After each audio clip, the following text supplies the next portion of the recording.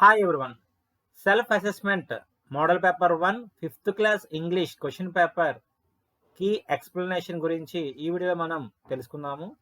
ఈ వీడియో మీకు నచ్చినట్లయితే లైక్ చేయండి. మరిన్ని ఉపయోగకరమైన అప్డేట్స్ కోసం ఈ ఛానల్ని లైక్ చేయండి, షేర్ చేయండి మరియు సబ్స్క్రైబ్ చేయండి.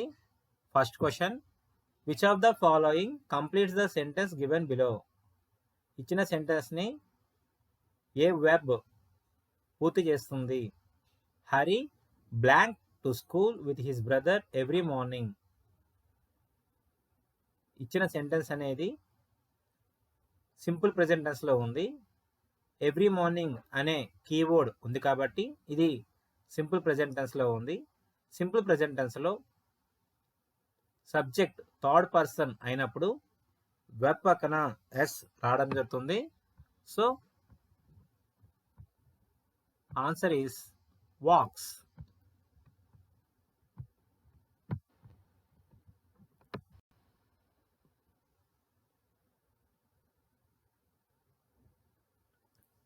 Hari walks to school with his brother every morning. Hari ప్రతిరోజు ఉదయము అతని యొక్క బ్రదర్తో స్కూల్కి నడుస్తాడు.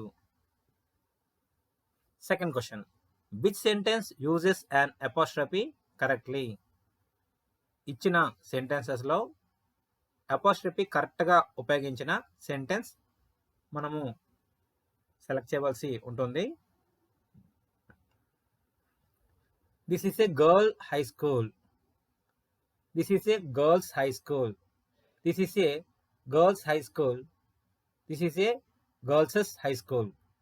4 ఆప్షన్స్లలో మనము సింపుల్గా సెలెక్ట్ చేయడానికి రెగ్యులర్ ప్లోరల్స్కి అపోస్ట్రఫీ ఎస్ తర్వాత వస్తుంది.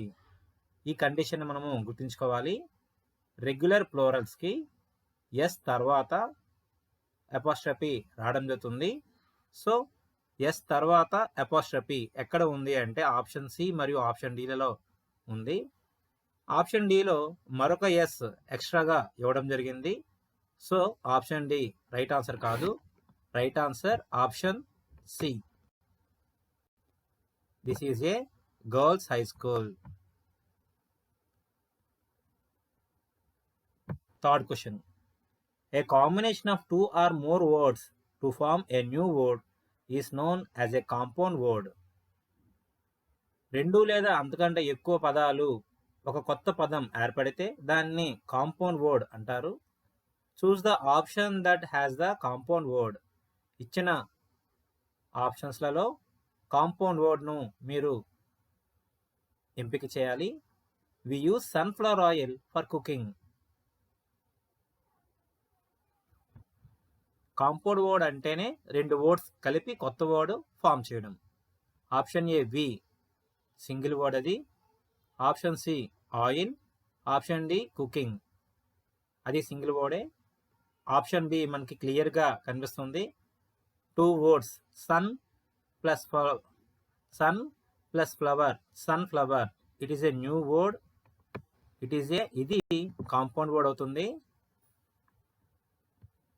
థర్డ్ క్వశ్చన్కి answer option B.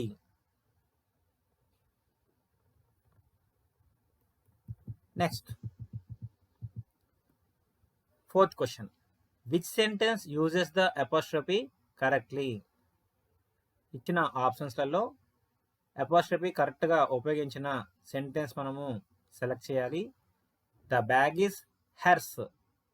The dog wags its tail. He is going home tomorrow. The pencil is yours, not mine. Option A, option B, option D. Hers, its, yours. ఈ 3 వర్డ్స్లలో కూడా apostrophe ఉండదు. Hers H E R S ఆమెది.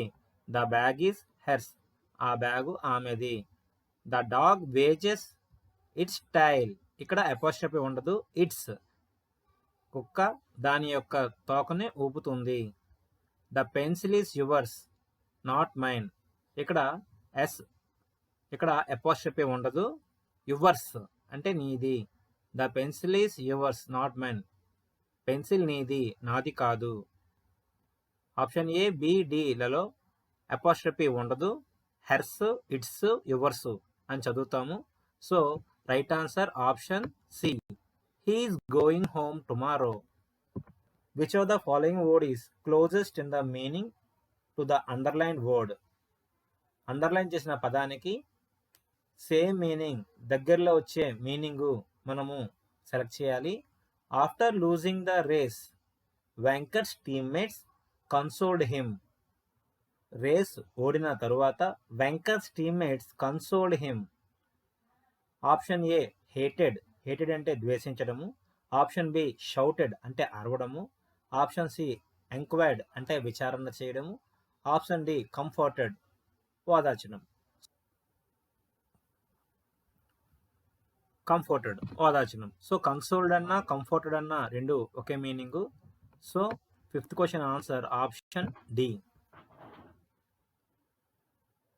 Sixth question, which word in the sentence below is collective noun? We hiked through a beautiful forest filled with tall trees and singing birds. Collective noun అంటే ఒక గ్రూపుకి తెలిపే పదం.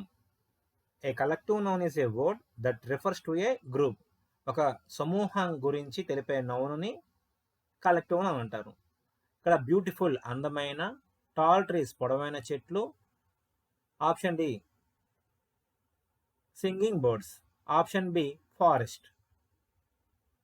Forest అంటే ఏ కలెక్షన్ ఆఫ్ ట్రీస్. కొన్ని చెట్లు అన్నీ కలిస్తే అది ఒక అడవి అవుతుంది.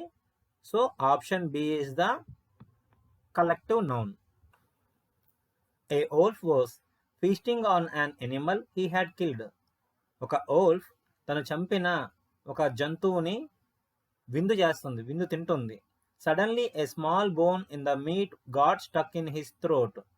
అకస్మాత్తుగా మాంసం యొక్క ఎముక గొంతులో ఇరుక్కుపోయింది. And he could not swallow it. అది మింగలేకపోయింది. He soon felt a terrible pain in his throat. వెంటనే తన గొంతులో భయంకరమైన విపరీతమైన నొప్పి అనేది రావడం జరిగింది. And he ran up and down groaning and groaning. అది పైకి కిందకు మూలుగుతూ ఉంది. He asked everyone he met for help in removing the bone. Bone తీయడంలో అందరినీ కలిసి సహాయం అడిగింది.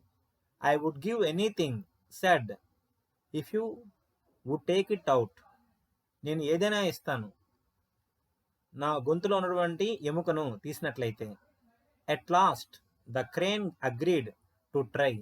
చివరికి కొంగ ఒకటి వచ్చి ప్రయత్నించడానికి ఒప్పుకుంది. He told the wolf to lie on his side and open his jaws as wide as possible. అది తోడేలుకు చెప్పింది తన వైపుకు ఉండమని, దవడలను ఎంత వీలైతే అంత ఓపెన్ చేయమని చెప్పింది. Then the crane put her long neck down the wolf's throat and with her beak loosened the bone till at last she got it out. అప్పుడు క్రేన్ తన యొక్క మెడను వంచి తోడేలు గొంతులో ఉన్నటువంటి ఎముకను వదులు చేసి చివరికి దాన్ని బయటికి తీసింది. Will you kindly give me the reward you promised said the crane. Crane చెప్పింది, నువ్వు నాకు ప్రామిస్ చేసినటువంటి నువ్వు నాకు ఇస్తానటువంటి బహుమతిని ఇస్తావా అని అడిగింది crane. The wolf grinned and showed his teeth and said, be content. You have put your head inside a wolf's mouth and taken it out again in safety.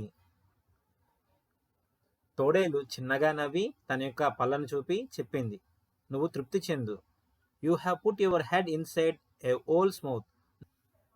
నువ్వు ఒక తోడేలు నోట్లో తల పెట్టి మళ్ళీ బయటికి సురక్షితంగా వచ్చావు.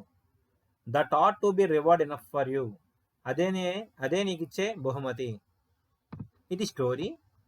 ఈ స్టోరీ బట్టి మనము క్వశ్చన్ అండ్ ఆన్సర్స్ సెలెక్ట్ చేయవలసి ఉంటుంది.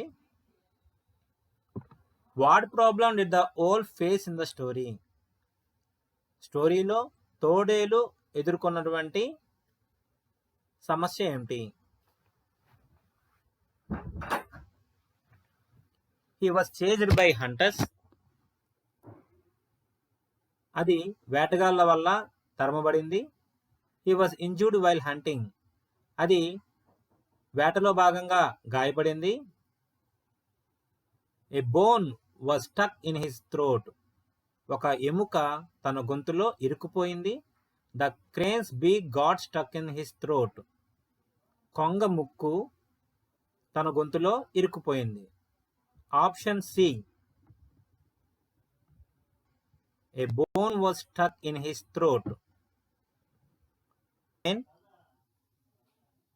Eighth question. Why did the crane decide to help the wolf despite the danger? ప్రమాదం అయినప్పటికీ కొంగ తోడేలుకు ఎందుకు సహాయం చేయాలనుకుంది? The crane wanted to get a reward. Option A, the crane wanted to get a reward. Crane reward పొందాలనుకుంది. The crane wanted to show bravery. Crane ధైర్యం చూపించాలనుకుంది. The crane wanted to make a friend. Crane friendship చేయాలనుకుంది. The crane believed in helping others in need. Crane అవసరమైన వారికి సహాయం చేయాలని నమ్మింది. So right answer, the crane wanted to get a reward.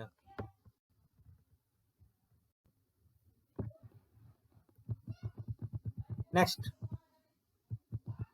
ninth question. How did the crane remove the bone? By asking everyone she met for help. ప్రతి ఒక్కరిని కలిసి సహాయం అడిగింది. By pulling the bone out with her claws. తన యొక్క కాలి గోళ్లతో బోన్ను బయటికి లాగింది. By reaching in to the wolf's throat with her beak. తోడేలు గొంతులోకి తన ముక్కును చేరుకోవడం ద్వారా బోన్ను తీసింది. By letting the wolf cuff it out till at last he got it out. తోడేలు దగ్గడం ద్వారా బయటికి తీయడం. సో రైట్ ఆన్సర్ ఏంటంటే option C, by reaching in to the wolf's throat with her beak. తోడేలు గొంతులోకి క్రేన్ బీక్ ముక్కు పెట్టడం ద్వారా బోన్ను తీయడం జరిగింది. తోడేలు గొంతులోకి క్రేన్ ముక్కు పెట్టడం ద్వారా బోన్ తీయడం జరిగింది. So next 10th question. What lesson can be learned from the story? Promises are always kept. Option B, helping others always leads to rewards. C, it's important to eat slowly, avoid choking. Option D, be cautious when dealing with the dangerous individuals.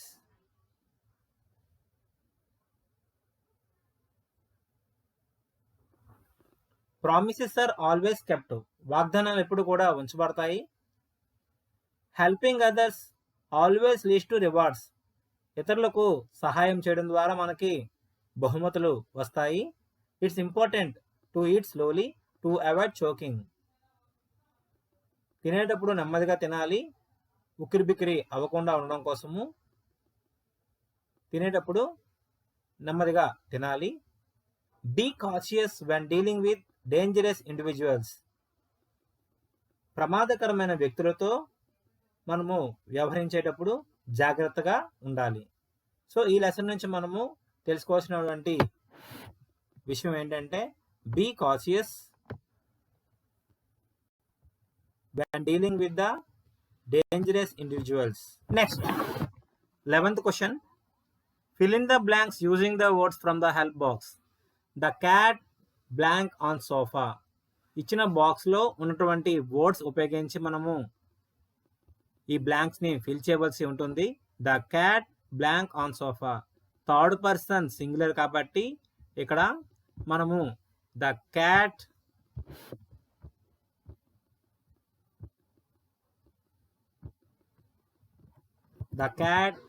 Sleeps on sofa is the right answer. అదేవిధంగా they blank books in the library. లైబ్రరీలో సాధారణంగా వారు ఏం చేస్తారు? Read, చదువుతారు. So they read books in the library. Third person plural అయినప్పుడు వెర్బ్లో ఎటువంటి మార్పు ఉండదు కాబట్టి read. I blank like sweets. ఇక్కడ డోంట్ డజంట్ వచ్చింది. ఫస్ట్ పర్సన్ ఐ కనుక ఇక్కడ డోంట్ వస్తుంది. I don't like sweets. అదేవిధంగా Charan blank play video games వద్ద చరణ్ థర్డ్ పర్సన్ సింగులర్ కాబట్టి Charan doesn't play video games. Next, 12th question. Write the correct word in the blanks to complete the given sentences. ఇచ్చిన sentences ను పూర్తి చేయడం కోసము సరైన word ని రాయవలసి ఉంటుంది. The students blank in the ground for the school assembly. School assembly కోసము విద్యార్థులందరూ సమావేశమయ్యారు. సో ఇక్కడ సమావేశమయ్యారు అనే పదానికి అసెంబుల్డ్. ఇక్కడ గ్యాదర్డ్ అనే వర్డ్ కూడా మనము రాయవచ్చు. The students gathered in the ground for the school assembly. ఈ వర్డ్ కూడా మనము రాయవచ్చు. Next 12th question, second one. Last night Pavani dash of flying through the colourful clouds. So ఇక్కడ కరెక్ట్ వర్డ్ ఏంటంటే డ్రీమ్డ్. గత రాత్రి పావని రంగుల మేఘాల ద్వారా ఎగురుతున్నట్లుగా కలగన్నది. Next 13th question. Bouquet spelling BOUQUET.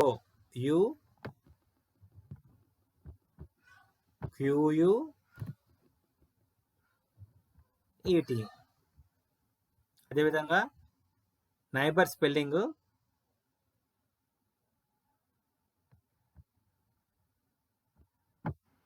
NEIGHBOUR,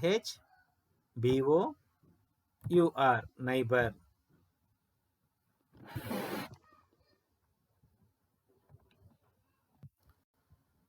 next 14th question.